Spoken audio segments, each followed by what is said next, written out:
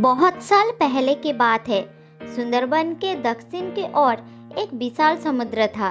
किनारे से कुछ ही दूरी पर समुद्र में कुछ विशाल चट्टानें थी।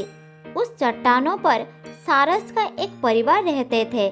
उस परिवार में सामू और सीलू नाम का एक दंपति और उनके 2 बच्चे थे।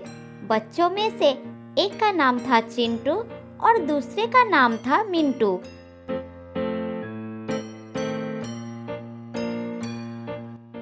सामू और सीलू पूरे दिन समुद्र से मछली पकड़कर घोंसले में ले आते थे और अपने बच्चों को खिलाते थे। एक दिन सामू और सीलू अपने बच्चों से बोले, सुनो चिंटू मिंटू, अब तुम दोनों बड़े हो गए हो। अब तुम्हें उड़ना सीखना चाहिए। कल से मैं तुम्हें उड़ना सिखाऊंगी।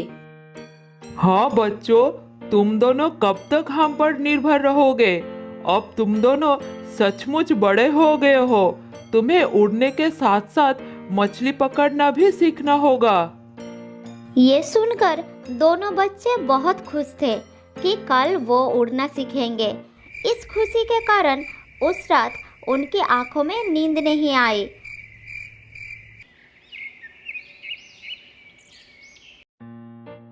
अगले दिन सुबह होते ही उनकी मम्मी ने उन्हें उड़ने के बारे में सिखाया।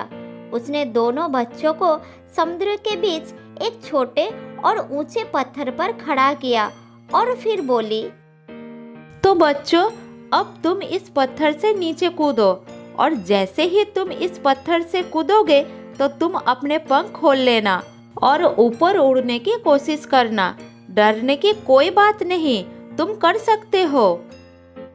अपनी मम्मी की बात सुनकर चिंटू पहले कूदा और देखते ही देखते वो ऊंचे आसमान में उड़ने लगा। उसे देखकर मिंटू बोला, मम्मी, मैं भी भाई की तरह उड़ना चाहता हूँ, लेकिन मुझे बहुत डर लग रहा है। अगर मैं गिर गया तो मेरा क्या होगा? नहीं बेटा, डरो मत। हमारे पास पंख है। हमारा जन्म तो उड़ने के लिए ही हुआ है। कूदने के बाद तुम सिर्फ अपना पंख खोल लेना। बस तुम्हें इतना ही करना होगा। बिल्कुल डरो मत, कुछ नहीं होगा। तुम कर सकते हो। ठीक है मम्मी, मैं कोशिश करता हूँ।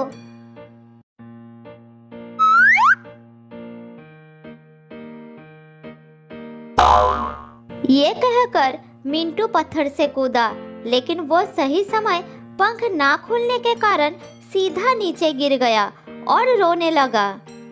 मम्मी, मैं तो गिर गया। मैं भाई की तरह उड़ नहीं पाया। कूदने के बाद मैं पंख नहीं खोल पाया।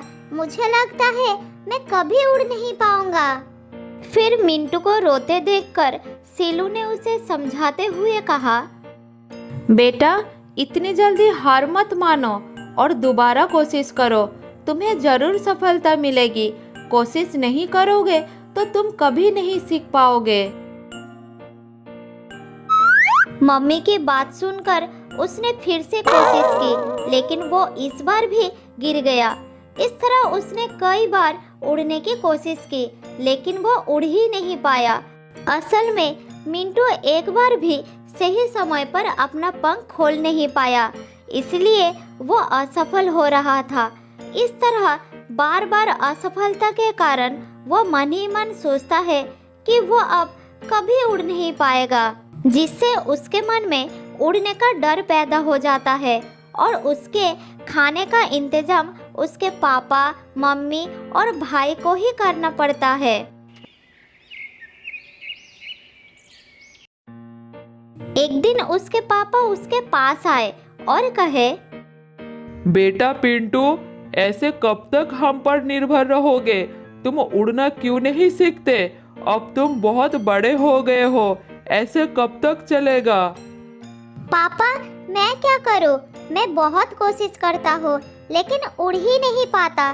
जितनी बार मैं कोशिश करता हूँ, बस नीचे गिर जाता हूँ। ये सुनकर सामू बहुत चिंता में पड़ जाता है और वहाँ से उड़कर चला जाता है। फिर एक जगह पर बैठकर सोचता है,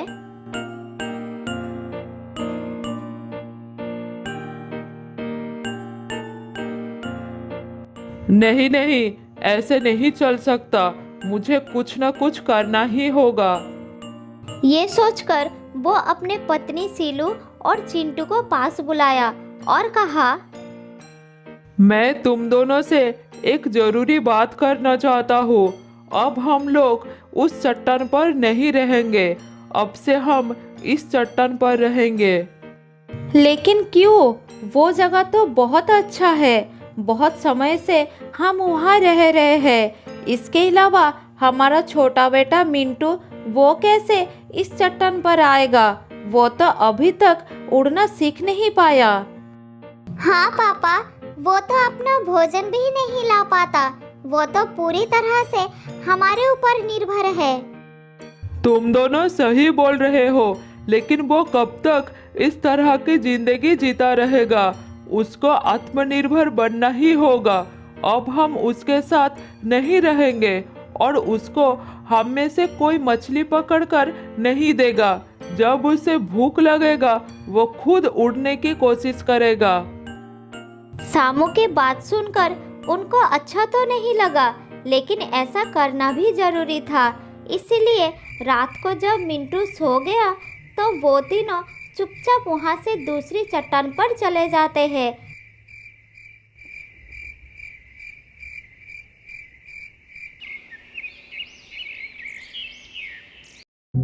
जब सुबह हुई और मिंटू नींद से जागा तो उसके पास कोई नहीं था। उसने इधर उधर अपना नजर घुमाया तो उसने देखा कि दूसरी चट्टान पर उसकी मम्मी, पापा और भाई मछली खा रहे थे। ये देखकर उसको बहुत दुख हुआ। उसने आवाज लगाई, मम्मी मम्मी, मुझे छोड़कर तुम सब उधर क्या कर रहे हो? उसकी आवाज सुनकर तीनों ने उसे देखा। तभी उसकी मम्मी बोली, हाँ बोलो, क्यों आवाज लगा रहे हो? तुम सब उस चट्टान पर क्या कर रहे हो? मुझे बहुत भूख लगी है, मुझे कुछ खाने के लिए नहीं दोगे? अब हम तुम्हारे साथ नहीं रहेंगे और अगर खाना खाने का शौक है तो खुद मछली पकड़कर खाओ। ये कहकर तीनों आसमान में उड़ने लगे और मिंटू पूरा दिन भूखा अकेला बैठकर अपने परिवार के तरफ देखने लगे। जब रात हुई तो उसको ठंड लगने लगी। उसने सामने चट्टान पर देखा कि उसकी मम्मी उसके भाई को अपने पंख पर छुपाकर सुला रही थी। ये देखकर मिंटू को अपनी माँ की बहुत याद आने लगी। आप तीनों मेरे साथ ऐसा कैसे कर सकते हो? मुझे आप तीनों की बहुत याद आ रही है। इसी तरह वो अपनी मम्मी, पापा और भाई को याद करते करते सो गया।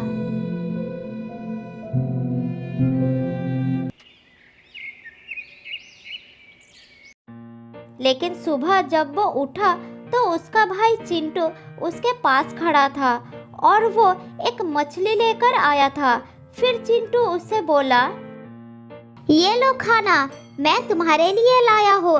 तुमने कल से कुछ भी नहीं खाया, ये मछली जल्दी से खा लो, नहीं तो मम्मी पापा देख लेंगे और मुझ पर गुस्सा होंगे।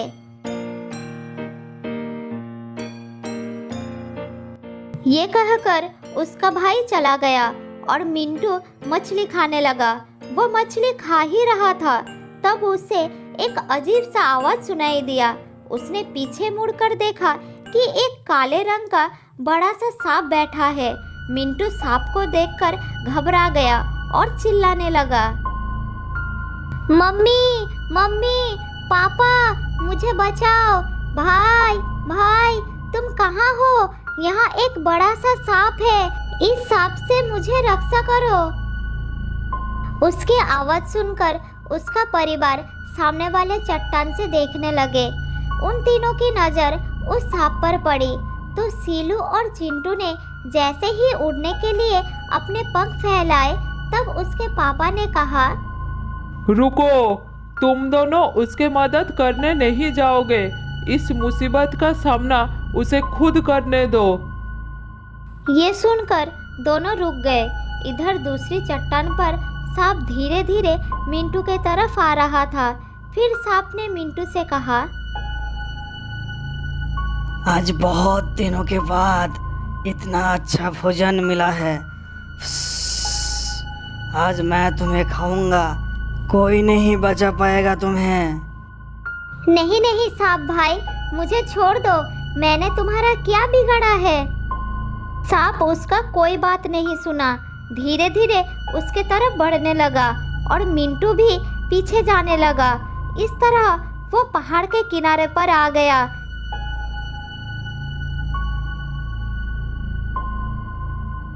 सांप भी एकदम उसके सामने आ गया और जैसे ही डसने की कोशिश करी तब मिंटू नीचे गिर गया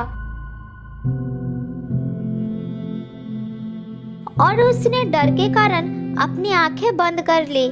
ये देखकर उसका भाई उड़ते हुए उसके पास आ गया और बोला, अपने आंखें और पंख खोलो भाई और जल्दी से ऊपर उठने की कोशिश करो। देखो मैं तुम्हारे सामने उड़ रहा हूँ, जल्दी अपने पंख खोलो। मिंटू ने अपने भाई के बात सुनी और जल्दी से अपने आंखें खोली और पंख फैला दिया। उसने हवा में ऊपर उठने की कोशिश की। धीरे धीरे वो आसमान में उड़ने लगा। ये देखकर उसके मम्मी पापा बहुत खुश हुए। वो भी आसमान में उसके साथ उड़ने लगे।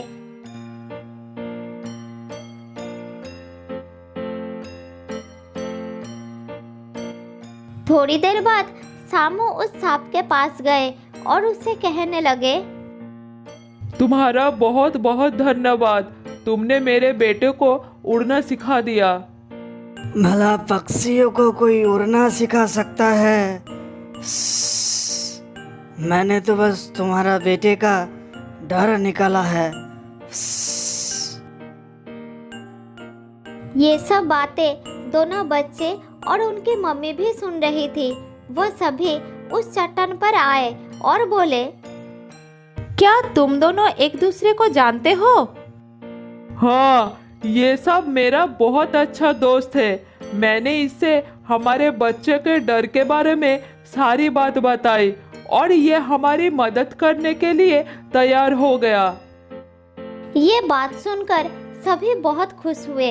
इस तरह उस सांप की मदद से मिंटू खुले आसमान में बहुत ऊंचाई पर उड़ने लगा और वो मछलियां पकड़ना भी सीख गया। तो दोस्तों, इस कहानी से हमें ये सीख मिलती है कि कई काम ऐसे होते हैं जो डर के कारण हम नहीं कर पाते हैं। इसीलिए हमें कभी भी डरना नहीं चाहिए।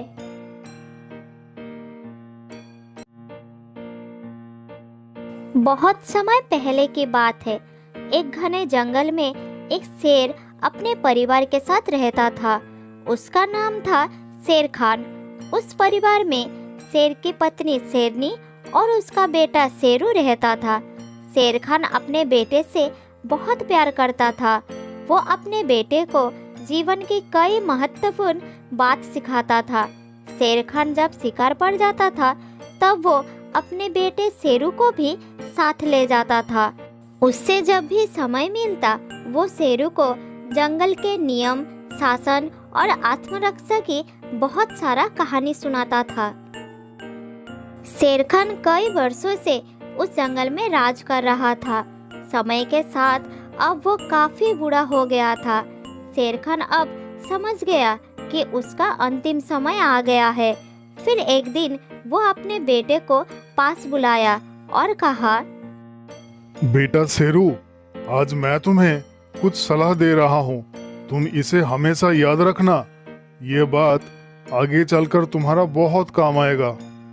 कहिए पिताजी, मैं आपकी बात हमेशा याद रखूंगा। तुम जन्म से आज तक मेरे छत्र छाया में रहे हो।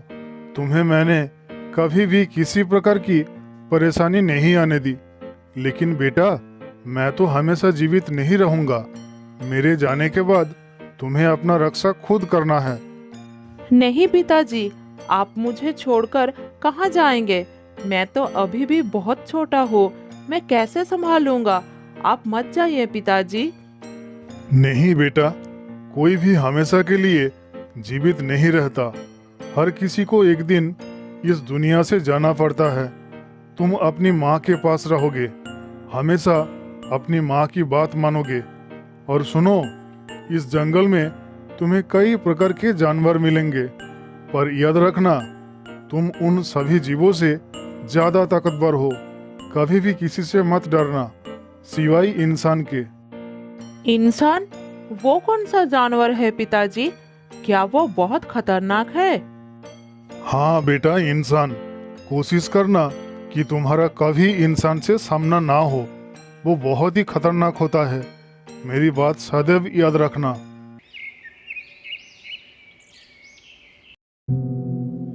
कुछ दिनों के बाद शेर खान की मृत्यु हो जाती है। अपने पिता की मृत्यु के बाद शेरू बहुत अकेला हो जाता है। उसे हमेशा अपने पिता की बातें याद आती है। वो जंगल में अकेला ही घूमता रहता है। उसके पिता उसे इंसान से दूर रहने के लिए कहा था, इसीलिए उसे इंसान के बारे में जानने की इच्छा बहुत बढ़ गया था। इंसान को लेकर उसके मन में एक अलग धारणा बन जाता है और इंसान को एक बार देखने का इच्छा मन में आ जाता है। उस इच्छा के अनुसार शेरू इंसान को ढूंढने जंगल में निकल पड़ता है।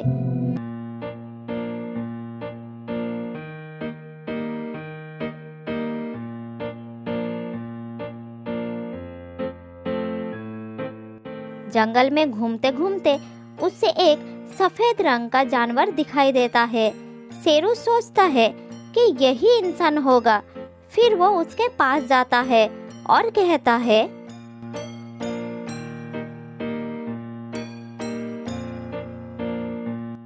अरे ओ भाई, क्या तुम इंसान हो? इससे पहले मैंने कभी भी इंसान नहीं देखा।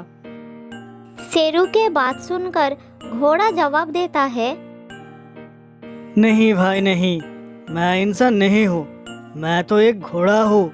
इंसान तो बहुत ही बुद्धिमान होता है, वो मेरी सवारी करता है, युद्ध के मैदान में भी ले जाता है। घोड़े की बात सुनकर शेरू आश्चर्य हो जाता है।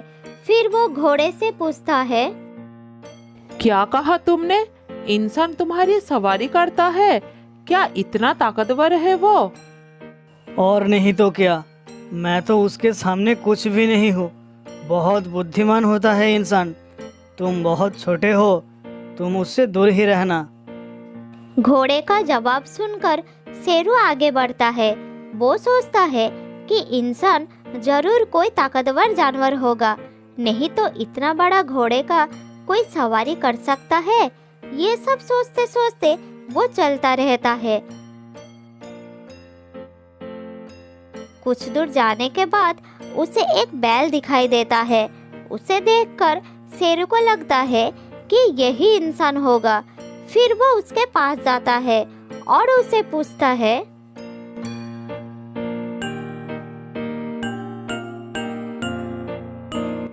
सुनो, क्या तुम इंसान हो?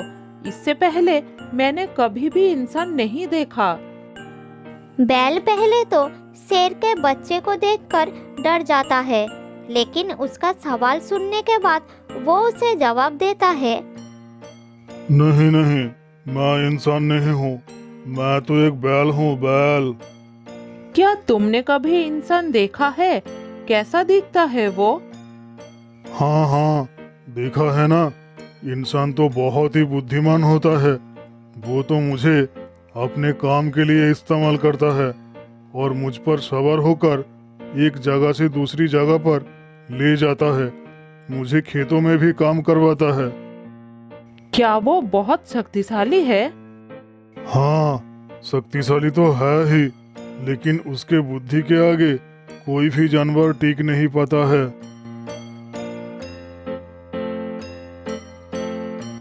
बैल की बात सुनकर शेरू वहां से आगे बढ़ जाता है और मन ही मन सोचता है कि ये बैल कितना बड़ा और ऊंचा है, फिर भी इंसान इसे काम करवाता है। जरूर वो बहुत ही बड़ा और शक्तिशाली होगा। चलते चलते शेरू को 2 दांत वाला एक विशालकाय जानवर दिखाई देता है। उसे देखकर शेर को यकीन हो जाता है कि यही इंसान है। इतना बड़ा जानवर को देखकर शेरू थोड़ा डर जाता है और एक झाड़ियों के पीछे छुप जाता है। अरे बाप रे, कितना बड़ा जानवर है। मुझे तो लगता है कि यही इंसान होगा। मुझे जानना ही पड़ेगा। आगे जाकर पूछता हूँ, देखता हूँ क्या होता है। फिर मन में साहस जुटाकर शेरू उसके सामने जाता है और कहता है, क्या तुम ही इंसान हो? मैंने इससे पहले इंसान कभी भी नहीं देखा है। शेरू की बात सुनकर हाथी बहुत आश्चर्य हो जाता है। फिर कहता है, नहीं नहीं, मैं इंसान नहीं हूँ। मैं तो बस एक हाथी हूँ। इंसान बहुत चालाक होता है। वो हमें सर्कस में डंडे लेकर नचाता है। क्या कहा तुमने? इंसान तुम्हें डंडे लेकर नचाता है? क्या इतना ताकतवर है वो? हाँ, इंसान ताकतवर तो है ही, लेकिन बहुत बुद्धिमान भी है। वो अपनी बुद्धि से बहुत शक्तिशाली जानवर को भी धूल चटा सकता है। हाथी की बात सुनकर शेरू को विश्वास हो जाता है कि इंसान बहुत खतरनाक और शक्तिशाली है। ये सब सोचते सोचते शेरू और भी आगे बढ़ जाता है। थोड़ी दूर जाने के बाद उसे एक आदमी दिखाई देता है। वो आदमी एक पिंजरे के पास खड़ा होकर कुछ काम कर रहा था। शेरू आदमी को देखकर समझ नहीं पाया कि वो कौन है। फिर वो उस आदमी के पास जाकर पूछता है,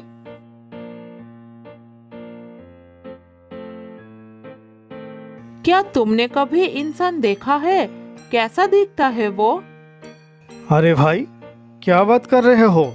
मैं खुद एक इंसान हूँ, देख लो मुझे। आदमी को देखकर शेरू को यकीन नहीं होता कि इंसान उसकी कल्पना के बिल्कुल विपरीत निकलेगा। आदमी का जवाब सुनकर शेरू हंसते हुए बोलता है, क्या तुम इंसान हो?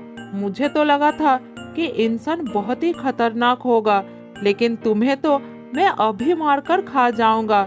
सभी जानवर कह रहे थे कि इंसान बहुत ताकतवर और बुद्धिमान होता है। मैं भी देखता हूँ तुम कैसे अपने आप को मुझसे बचा सकते हो। ये कहकर शेरू आदमी के तरफ बढ़ जाता है। उसे अपने तरफ आता देखकर आदमी फौरन अपनी दिमाग के इस्तेमाल करता है और बोलता है, अरे भाई रुको रुको, अगर तुम्हें लगता है कि तुम मुझसे ज़्यादा ताकतवर हो तो तुम इस पिंजरे के अंदर जाकर इस दरवाजे को लगा कर दिखाओ, फिर मैं मान जाऊंगा कि तुम मुझसे ज़्यादा ताकतवर हो। इसमें क्या बड़ी बात है? मैं अभी जाता हूँ और इस दरवाजे को लगा देता हूँ।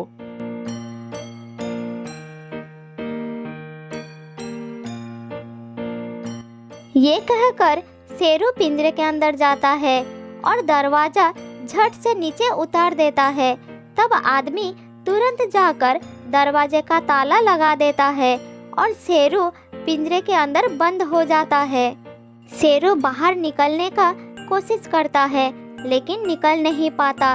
फिर वो बहुत डर जाता है और उससे अपनी गलती का एहसास होता है। फिर वो चिल्लाकर आदमी से कहता है, इंसान भाई, मुझे माफ कर दो, मुझे गलती हो गई।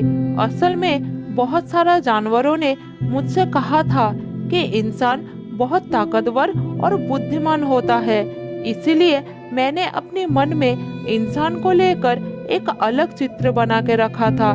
लेकिन तुमने जब कहा कि तुम इंसान हो तब मुझे ऐसा नहीं लगा और मैंने तुम्हारा मजाक उड़ाया। पर अब मुझे एहसास हो गया कि इंसान बहुत ताकतवर और बुद्धिमान होता है। मुझे माफ कर दो इंसान भाई, निकाल दो मुझे इस पिंजरे से। घर पर मेरी माँ मेरा इंतजार कर रही है। माँ के अलावा इस दुनिया में मेरा और कोई नहीं है। कृपया मुझे छोड़ दो। शेरू की बात सुनकर आदमी को बहुत दया आती है। फिर वो पिंजरे के दरवाजा खोल देता है और शेरू बाहर निकलकर सीधा अपनी माँ के पास चला जाता है।